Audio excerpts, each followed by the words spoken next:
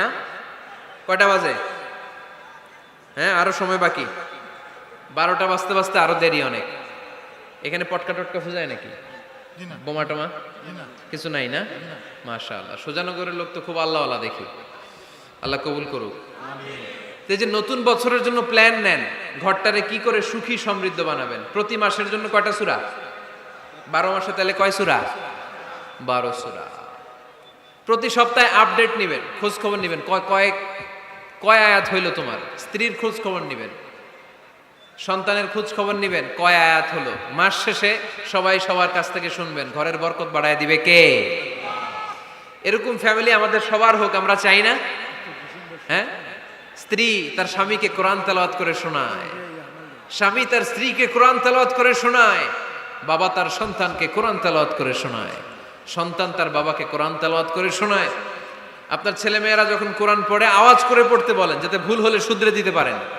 এবং প্রতি মাসে যেই সূরাটা মুখস্থ করবেন, ওই সূরাটা তাদাব্বুরে কোরআন করতে হবে, অর্থ জানতে হবে। মাতৃভাষায় কোরআনের অর্থ জানার দরকার আছে না নাই? তাহলে ঘরে কোরআন তেলাওয়াত করবেন। ঘরে শান্তি নাই, কারণ কোরআন তেলাওয়াত নাই। তো কোরআনের তেলাওয়াতও নাই, শান্তিও নাই। আল্লাহর হাবিব সাল্লাল্লাহু আলাইহি ওয়াসাল্লাম বলেছেন, সহিহ মুসলিমের হাদিস, লা তাজআলু বুয়ুতাকুম মাকাবিরা, তোমরা তোমাদের ঘরটারে গোরস্থান বানিয়ে রেখো না।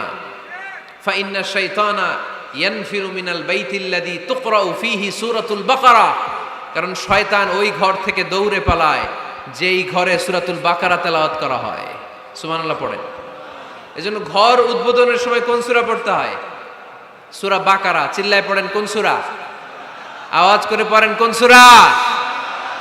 নতুন ঘর করছেন, নতুন দোকান করছেন, নতুন ফ্ল্যাট কিনেছেন, কোন সূরা পড়বেন?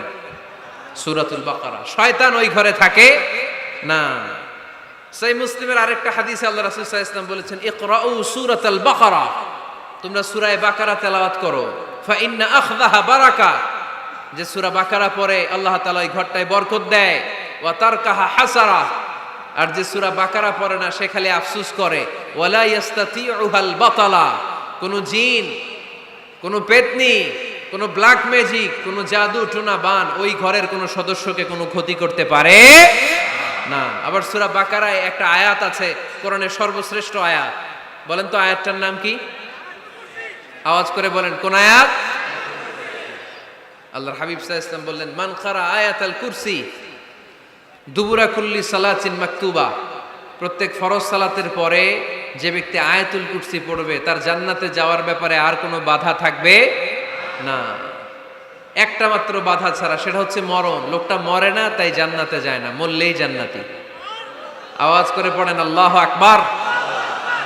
তাহলে সংসারে শান্তি আনার 5 নাম্বার পদ্ধতি হচ্ছে ঘরে কোরআন তেলাওয়াত করতে হবে। আপনারা উঠতেছেন কেন? অনেক রাত হয়ে গেছে না? শেষ করে দেই। মুনাজাত তুলিয়া হাত তোলেন, আল্লাহুম্মা আমিন। হাত তোলেন, হাত তোলেন। অনেকে প্রসাব করবে তো ঠান্ডার দিন। কি দোয়া করবেন না? আরো কয়েক মিনিট শুনবেন? মাঝখান দিয়ে যে 2-4 জন উঠা বসা করতেছেন কেন? পেশাব ধরছে এটা? আচ্ছা, ঠিক আছে। জি হয়, আসরের সময় আসছে। ওরে আল্লাহ রে, মাগরিবের সময় আসছেন কে কে দেখি? এখন বাজে 10টা 40, এতক্ষণ ধরে বসা? হাত নামান। আসরের সময় আসছেন কারা কারা দেখি? আসর থেকে বসা, হাত নামান। জোহরের সময় আসছেন কারা দেখি? জোহরের সময় চলে আসছো তোমরা। আল্লাহ তুমি কবুল করো, আজকের মাহফিলটারে নাজাতের ওসিলা বানাও। তাহলে ঘরে সুখ শান্তি আর সমৃদ্ধি আনার 5 নাম্বার ফর্মুলা হচ্ছে ঘরে কোরআনের তেলাওয়াত লাগবে।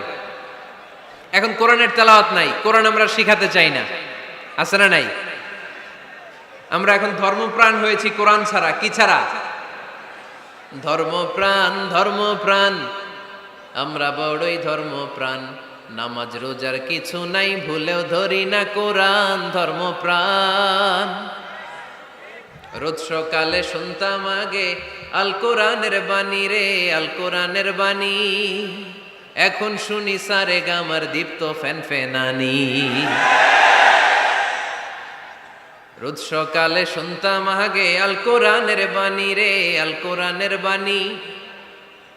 এখন শুনি সারে গামার দীপ্ত ফ্যান ফেনানি। ধর্মপ্রাণ মুসলমান আজকাল হয়েছে মডার্ন। ধর্মপ্রাণ ধর্মপ্রাণ আমরা বড়ই ধর্মপ্রাণ। নামাজ রোজার কিছু নাই, ভুলেও ধরি না কোরআন ধর্মপ্রাণ। ঠিক কি না? প্রতিদিন কোরআন শিখায় যে তার পকেট যায় ফাঁকা রে, তার পকেট যায় ফাঁকা। সপ্তাহে 2 দিন গান শিখায় যে নেয় তো 1000 টাকা। ধর্মপ্রাণ মুসলমান আজকাল হয়েছে মডার্ন। ধর্মপ্রাণ ধর্মপ্রাণ আমরা বড়ই ধর্মপ্রাণ। নামাজ রোজার কিছু নাই, ভুলেও ধরি না কোরআন ধর্মপ্রাণ। এরকম ধর্মপ্রাণ আমরা কেউ হতে চাই? প্রতিদিন ফজরের পরে আমার ঘর থেকে কোরআন তেলাওয়াত হোক, আমরা চাই কি চাই না? ঘরে সুখ সমৃদ্ধি আর শান্তি আসার মাধ্যম হচ্ছে কোরআন তেলাওয়াত করা। ঘরে কোরআন তেলাওয়াত বাড়ায় দেন, ঘরে শান্তি বাড়ায় দিবে কে?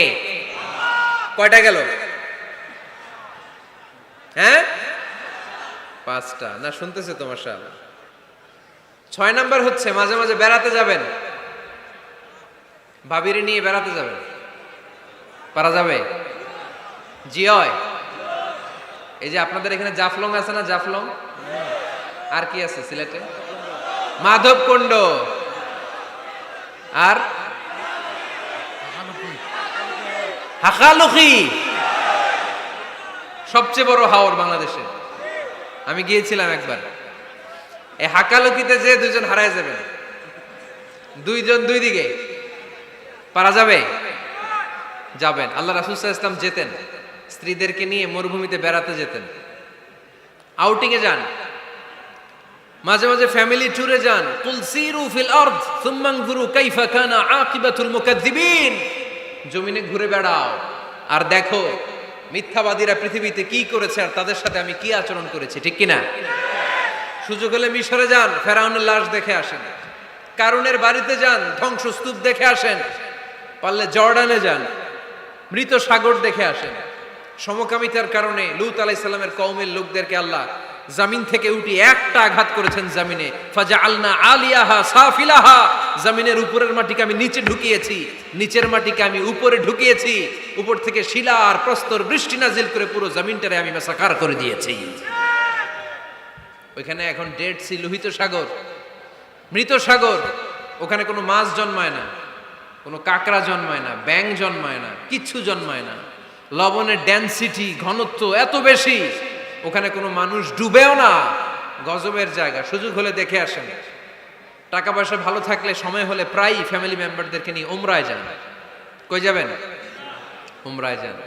নবদম্পতি যারা বা রিসেন্টলি তোমরা যারা বিয়ে করতে যাচ্ছ, you are going to be a new couple, পারলে তোমাদের হানিমুনটা উমরায় সেরে ফেলো। পারা যাবে না? স্বামী স্ত্রী 2 জনে মিলে মক্কায় চলে যাও, আল্লাহর ইবাদত, আল্লাহর ঘরে সিজদা দিয়ে নতুন জীবনটাকে নতুন ভাবে শুরু করো। বরকত দিবে কে?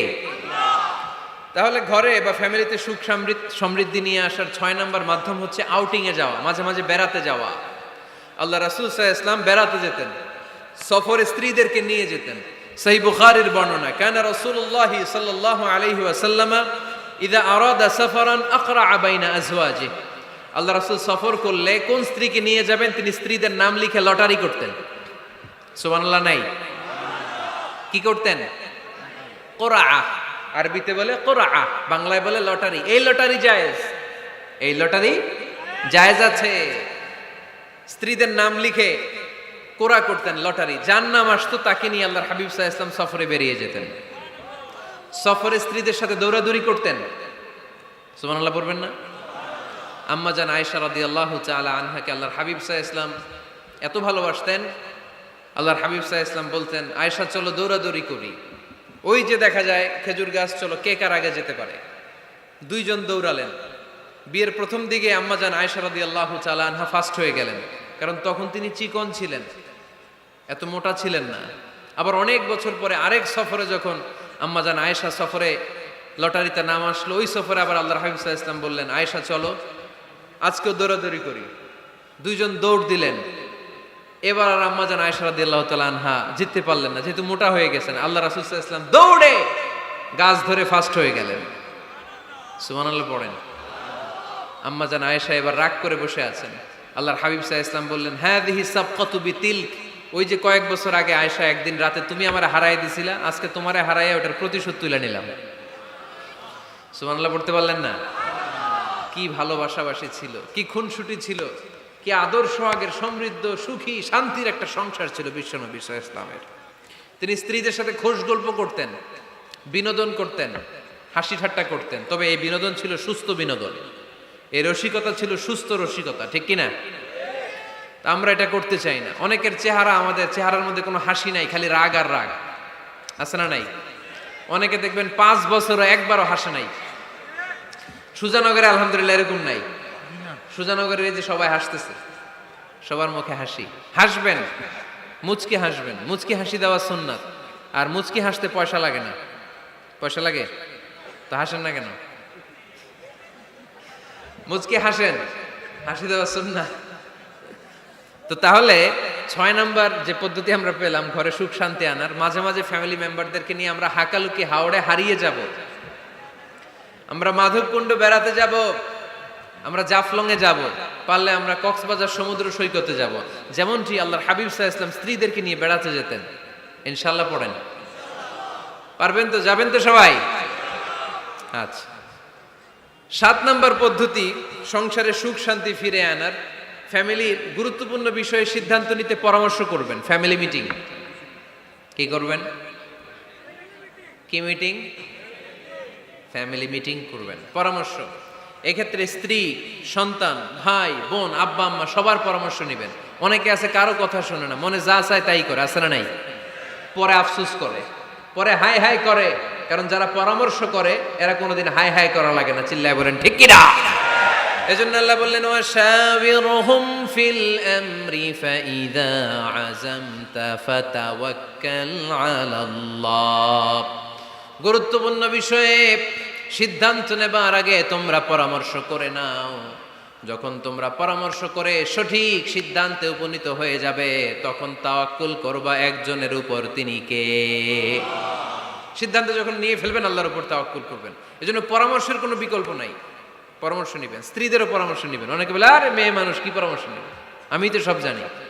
এরকম আছে না নাই? না, অনেক সময় নারীদের পরামর্শ কাজে লাগে। আমাদের বোনদের মাথায় ভালো ভালো বুদ্ধি আছে না নাই?